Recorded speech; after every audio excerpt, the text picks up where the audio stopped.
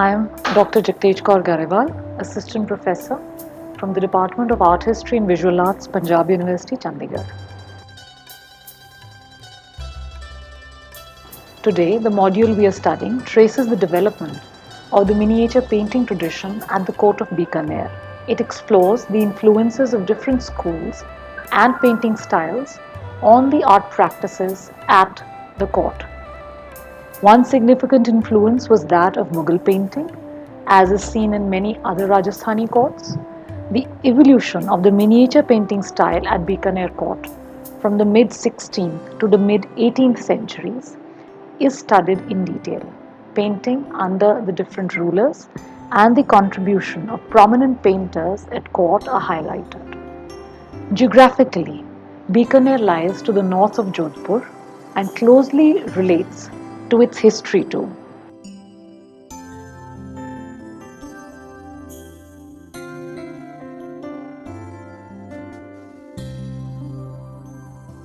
The place gets its name from Prince Bika Rathod, son of Rao Jodha.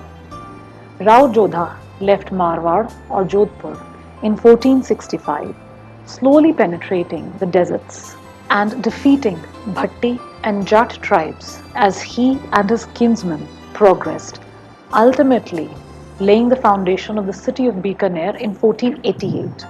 Bikaner became a center of Rajasthani painting much later, around the late 16th century. Initially, as in other centers of painting in Rajasthan, it is the manuscript painting tradition of the 16th century from the region that was an early influence on the miniature painting tradition here.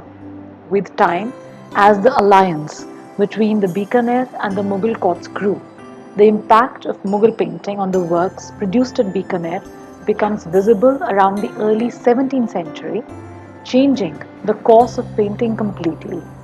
The 18th century witnesses works that rival the Mughal court painting in craftsmanship and sophistication, yet importantly, there also appears the parallel development of the local flavor and tradition in these.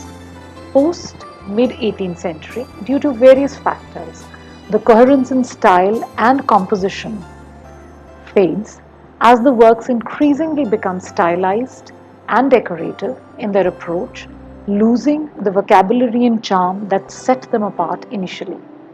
Historically, the conditions for the emergence of court painting at Bikaner began when Kalyanmal of Bikaner developed cordial relations with Akbar and gave his daughter in marriage to the emperor.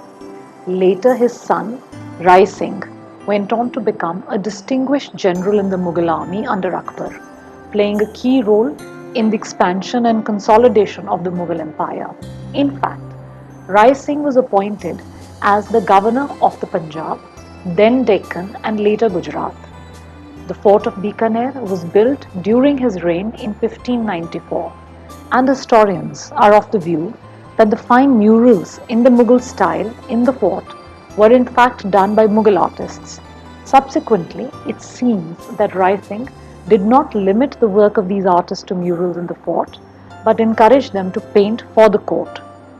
The geographical location of the state can also be credited with creating conditions for the patronage of art here.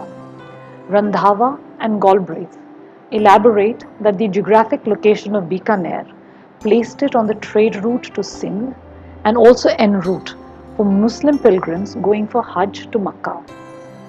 As trade and commerce increased exponentially, attracting rich Jain merchants, historians opine that artists were employed to prepare illustrated religious manuscripts for the Jain community. At the court of Rai Singh himself, at the court, Rai Singh, himself being a scholar of Sanskrit, enthusiastically patronized poets and scholars.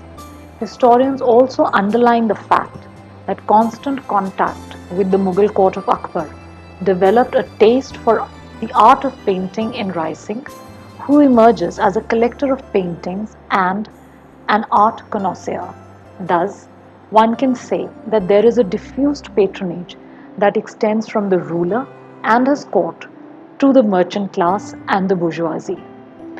It is to this range of patronage that one can ascribe some manuscripts, such as a Bhagavad Puran series dated to about circa 1600,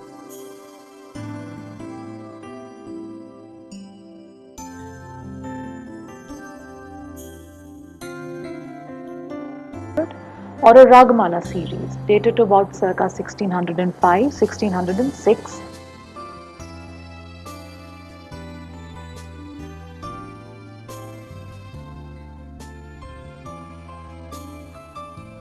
or a Devi Mahatmya series to the 18th century.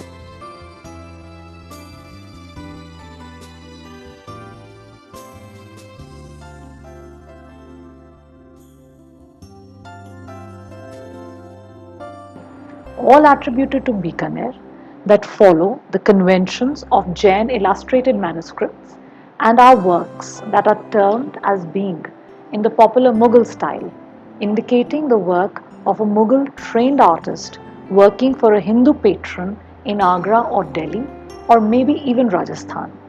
Specifically, in the example of Meghmalhar Rag, art historian Pratapaditya Pal observes the red panel behind the central main figure, which is a characteristic of the Bhagavad Puran series, generally painted contemporaneously to this work in Bikaner. One of the first works that we shall discuss from Bikaner is entitled The Wedding of Satyabhama and Krishna.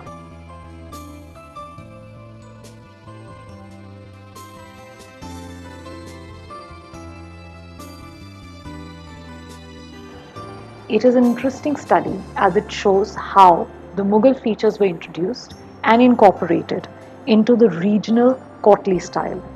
This is reflected as Dariel Mason notes in the attempt to impart three-dimensional depth to the wedding canopy and steps of the chamber on the left. Krishna's garment is styled in the Mughal fashion, and the relaxed contours of the figures too remind us of the Mughal style.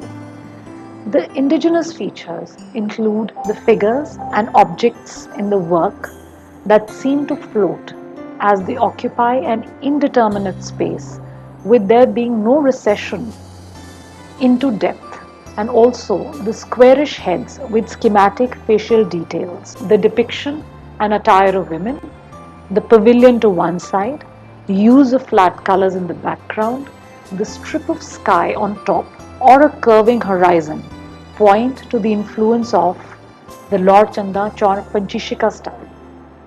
Even though the influence of Mughal painting is intermittent in case of Bikaner, historians see the series as one of the precursors to the later Bikaner style. Historians note that the rectangular block of red, which is consistently featured in many series from the same time, is disguised as the pavilion interior in this work. A circa 1600 AD work, Krishna upturns the cart and destroys crows.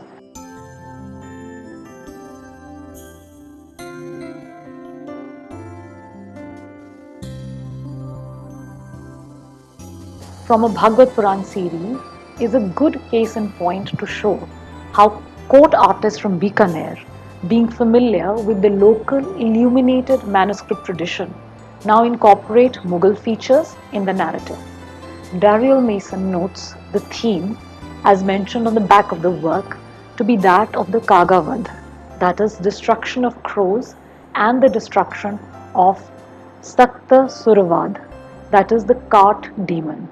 Infant Krishna is shown in the act of kicking the furniture piece on which two ravens are perched, while he holds in his hands two ravens. Yashoda is shown anxiously heading towards the unattended Krishna from the left. Mason mentions that the attire and the drama encapsulated in the expressions of Yashoda are inspired from Mughal works. A deviation can be seen in the squarish facial type too, but nonetheless, he strongly believes that the overall elements are rooted in the indigenous style, exemplified by the flat treatment of the red background and yellow walls of the pavilion, along with the simplified manner in which the figures share a single plane in the composition, all pointing to the traditional painting practices. Even though the evolution of Bikaner painting remains largely unstudied, scenes and works exhibiting Mughal influence can be traced via dated works to as early as mid 17th century. The narrative and stylistic growth from this point too can be studied with comparative ease, as the Mughal practice of inscriptions accompanying the works is followed, throwing light on the artist's name and details of his father with specific dates. The next important ruler and patron from Bikaner was Karan Singh, whose rule parallels that of Shah Jahan and Aurangzeb in Delhi. It was under Karan Singh that the real passion for painting, and especially miniature painting, finds expression at Bikaner. From Francois Bernier's Travels in the Mughal Empire, AD 1656 to 1668, we clearly know that by the mid 17th century there was a decline of patronage of artists at the imperial court in Delhi. Karan Singh, being in contact with the Mughal court and an avid admirer of the finished style of Mughal painting, would have been swift in acquiring services of good artists. Names of a number of these artists have come down to us, such as Ustad Ali Raja and his son Jamal Khan, Padshahi Loko, Padshahi Bal Mukund, and Padshahi Dalpat. An example from this phase of work at Bikaner, executed around 1625 to 1650, shows the further development of the painting tradition and especially its inclination towards the Mughal painting vocabulary. The artist here renders a portrait of Maharaja Karan Singh, shown seated in a Jharoka balcony in a royal stance exuding an air of majesty.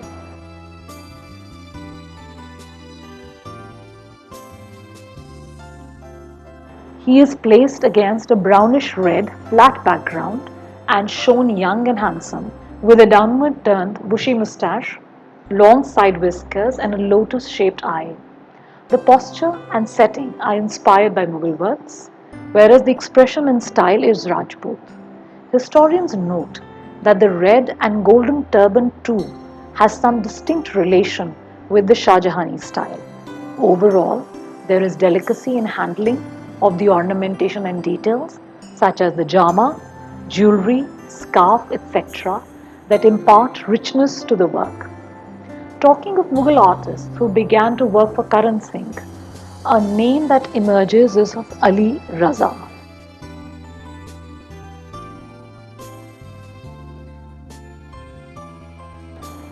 Being one of the most prominent Mughal trained artists to work for the Bikaner court around 1650.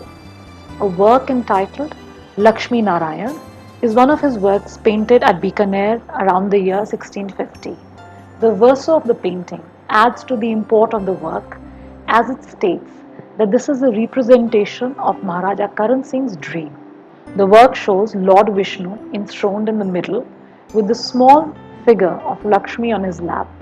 They are flanked on either side by 10 richly dressed women occupied with various activities such as waving fly whisks, playing musical instruments, and carrying offerings. It is the use of color in the background with fantastic contrasts of green and purple that bespeak of the impact of local traditions on the painter and his work. But without a doubt, the sudden refinement and finesse in drawing and various details such as carpet borders, patterns, etc. point to Mughal influence.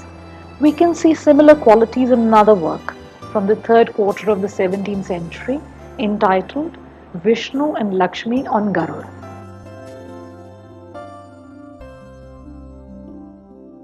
Furthermore, a group of artists are believed to have worked under the leadership of Ali Raza. Scholars are also of the view that it was under Ali Raza that Nim Kalam gained new heights of brilliance and that the Bikaner atelier flourished. He brought the perfect draftsmanship and technical execution of Mughal painting to the court of Bikaner. The creation of the characteristic female type of Bikaner, with her exquisite delicacy and beauty, is also attributed to him and is said to have been based on the facial type in Mughal painting from the second half of the 17th century. This face type later went on to influence many of the other court painters. Apart from Raza, other Mughal artists such as Ustad Isa,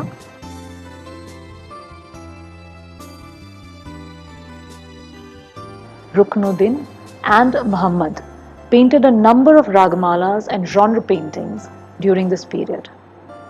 A work entitled Rag Desak by artist Ruknuddin is a good case in point.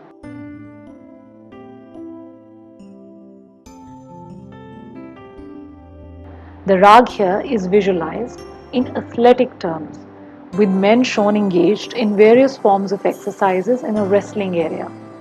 The iconography of the main figure in the center is in accordance to the rag. B.N. Goswami here draws our attention to paler, plain skies with barely suggested clouds at the top. In his opinion, the artist, in order to add interest to the description of the rag, makes use of crisp colors, animated poses, and playful scarves. Most importantly, we now witness a very refined way of drawing and somber coloring. It is believed that Ruknuddin was a student of Ali Raza, and we can see how the quality and execution of one such work by the artist speaks for itself.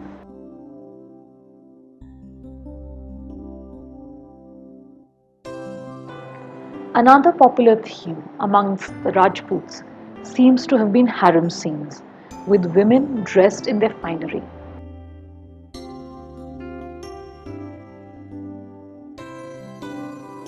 An example of the same is another work by the Mughal artist Ruknuddin.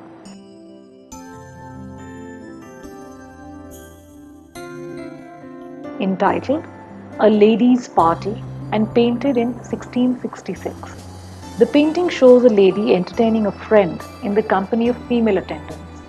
Hermann Goetz, in his book The Art and Architecture of Bikaner State, says that the work possesses elegance, nervous draftsmanship, delicate harmony of colors, perfection of technical execution, and the air of restrained and yet easy social distinction.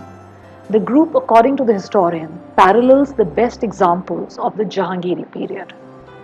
The miniatures of this period are also known for their nim kalam, soft, delicate line work with rhythm and dynamism. In such works, the tones are usually mild and subdued, while there is an exceptional sophistication in style and composition. Daljit Kaur and P.C. Jain state that the Bikaner style, rather than being close to any local Rajasthani style, actually marches closer to Mughal miniature style and describe the style as a blend of great emotionality and simplicity, Mughal excellence, and its own inborn naivety. It would be ideal to end this section with one of the best examples of Bikaner's Nim Kalam style works, painted by Ali Raza around circa 1670-80. The work is a portrait of Karan Singh, which speaks volumes about the talent Ali Raza possessed in depiction of details with such clarity, and by also revealing the intrinsic personality of the ruler in the same portrait. The light washes and the plain background connects it further to the popular Mughal style portraits being practiced around 1630 AD. The art of painting has definitely come a long way if we compare this portrait with a former portrait we discussed of the same ruler when Bikaner was warming up to Mughal influence. Anup Singh of Bikaner ascended to the throne after Karan Singh and continued to follow the steps of the latter, enhancing the quality of learning, music, and painting at the court even further. He is believed to have employed more artists disbanded from the Mughal imperial atelier. He inherited artists of Karan Singh too, and thus Ruknuddin was now a part of his atelier, and he seems to have led the court painters after Ali Raza. It would be interesting to quote an example in this context that underlines the amount of impact of Ali Raza on Ruknuddin. We come across a work entitled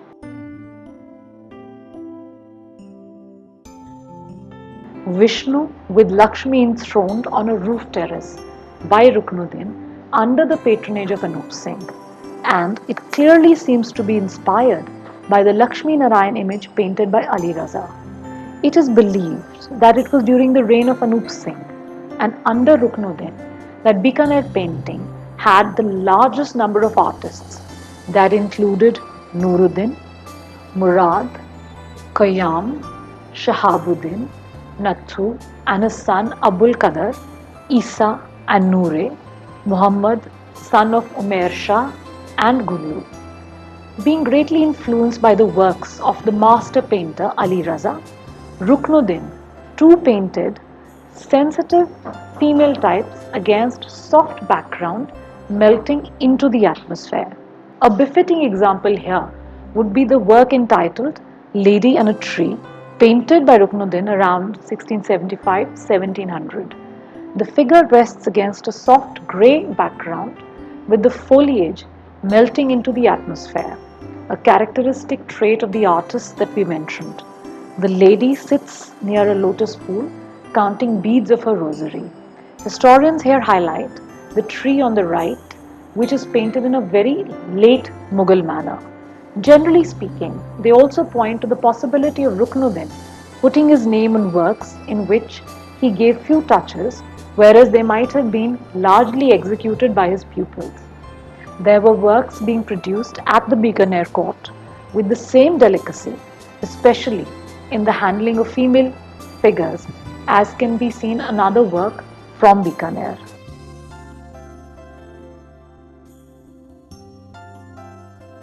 Another interesting aspect of Anup Singh as a patron of art emerges after he had participated in the siege of Golconda, following which he was appointed as the administrator of Aurangabad first and later for Adoni in Deccan, where he died.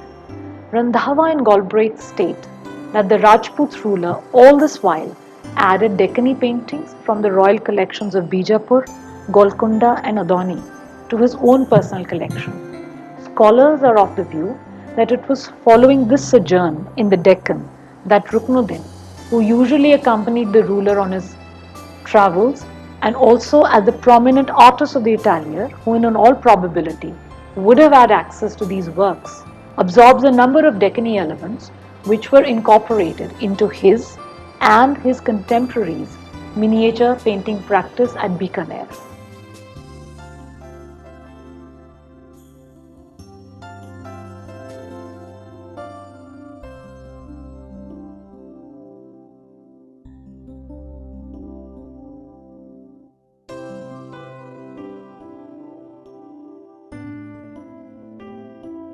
Most notably amongst these were the technique of rendering fountains and court scenes, along with a change in the conception of nature and the quality of its rendering.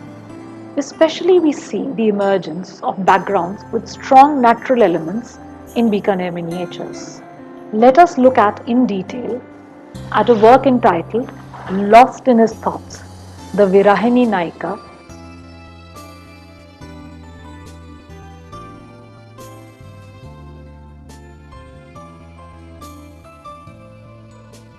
painted around circa 1675 to 1700.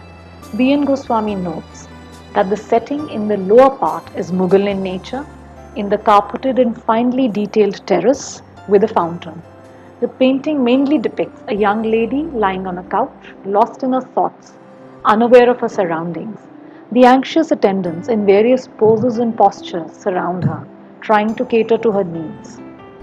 Noteworthy in the figures are rich, fantastical colors and textile patterns with smooth rendering of the complexion of the women. The prime element of this work, though, is the celebration of nature, evident in the dense yet finely detailed trees, the sweeping curve in grey, edged by a fantastical color, donating a hill in the backdrop, and overall a distant, expansive view. Scholars state that such depictions of somber colors and bare exposed hills are a reflection of the princess's state of mind. The most popular themes seem to have been portraits, court scenes, and hunting scenes that received the most attention by the artists and the court. But historians add that there were other forms and formats practiced too, such as murals and illustrated manuscripts, one of the favorites being the Bhagavad Puran. One such work from the British Museum entitled Krishna Holding Up Mount Govardhan, painted by Ruknuddin's son Shahabuddin, is one of the finest works of this period from Bikaner. This example demands our attention because interestingly, the fine drawing, details, color, and landscape are not derived from Delhi but a 17th century Deccani painting from Golconda. These changes were a direct result of Anup Singh's interaction with the Deccan courts and his interest in their art practices as mentioned. Milo Cleveland Beach states that by 1700, Bikaner artists were producing works as elegant and sophisticated as any Mughal painter. Commenting on the style, he notes the use of subtle color palette and precision in craftsmanship.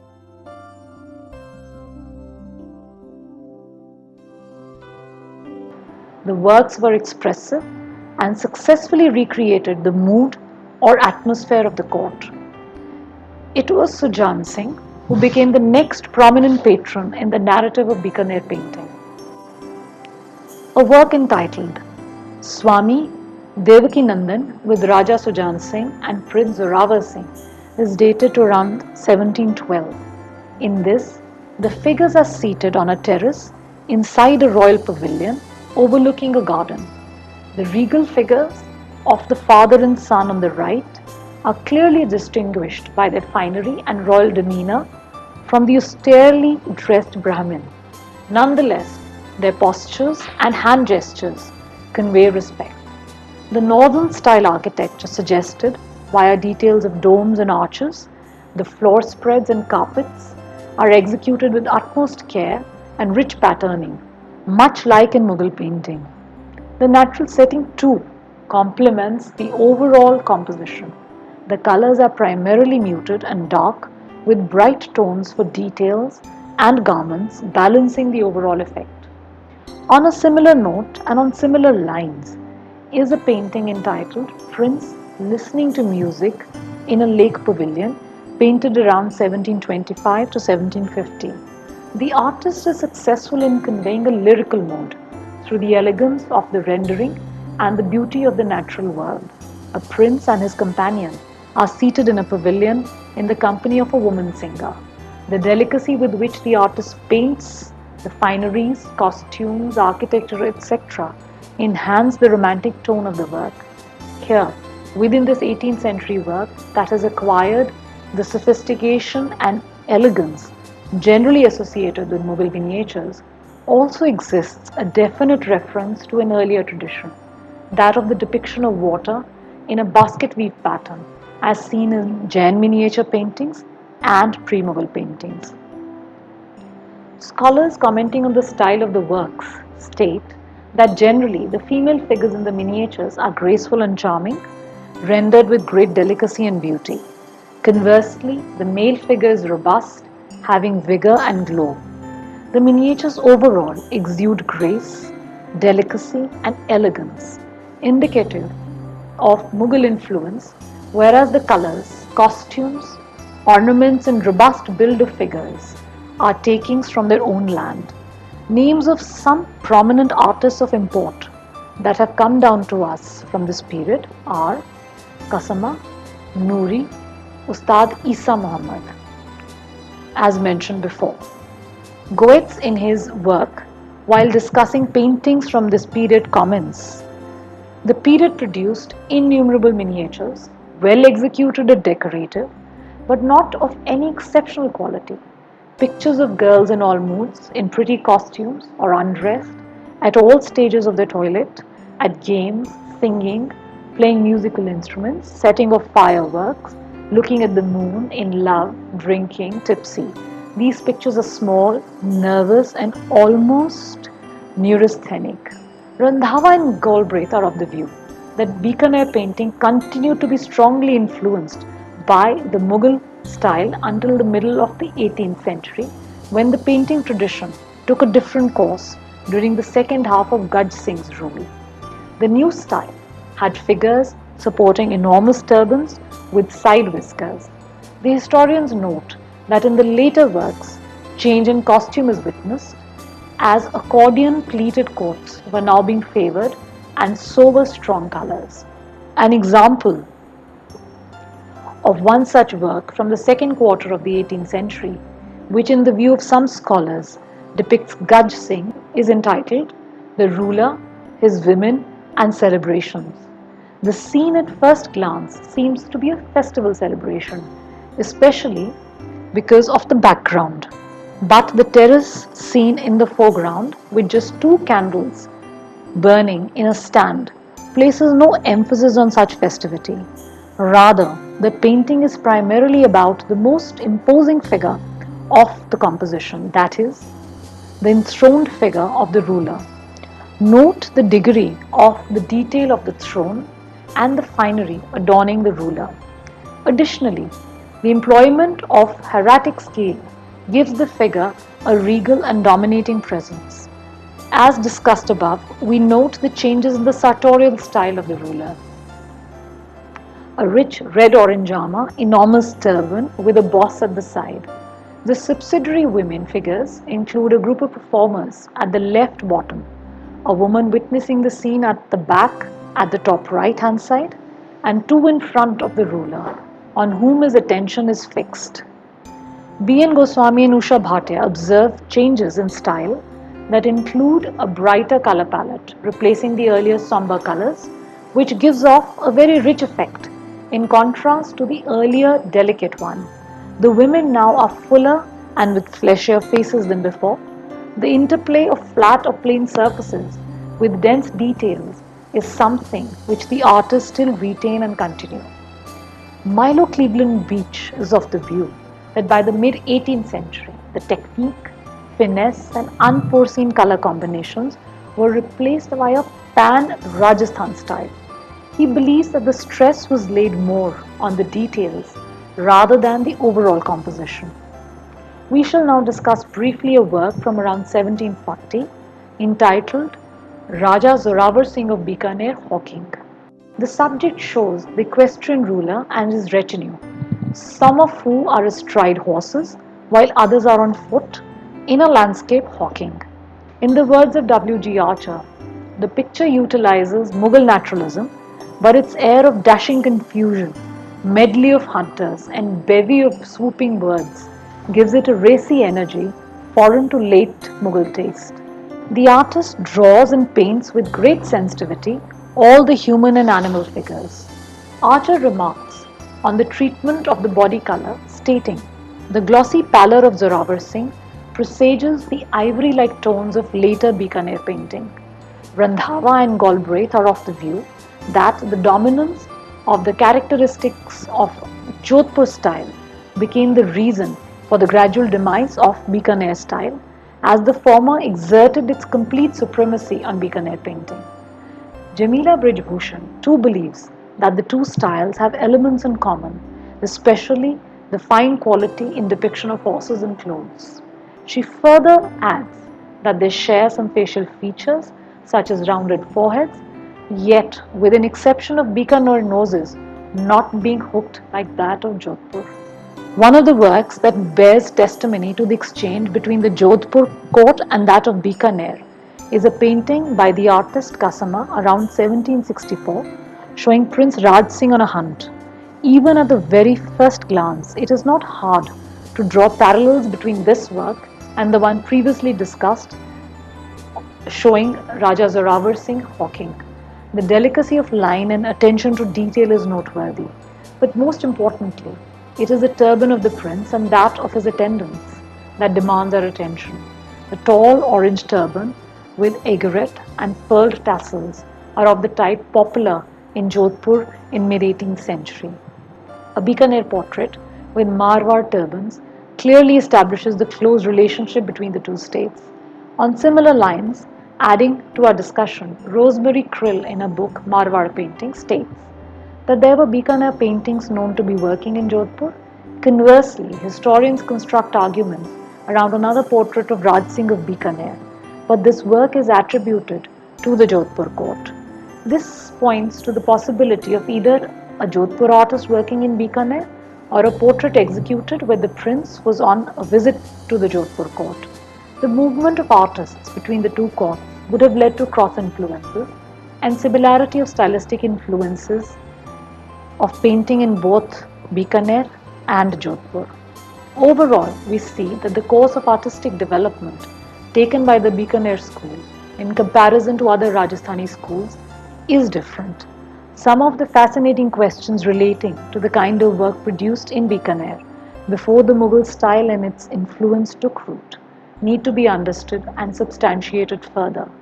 In conclusion, we can say that by the mid 18th century, we observe a significant departure from the Mughalized idiom of the 17th century. The works from this last phase of Bikaner school are discernible by their hurried brushwork and impressionistically drawn figures following the vocabulary similar to the Jodhpur style.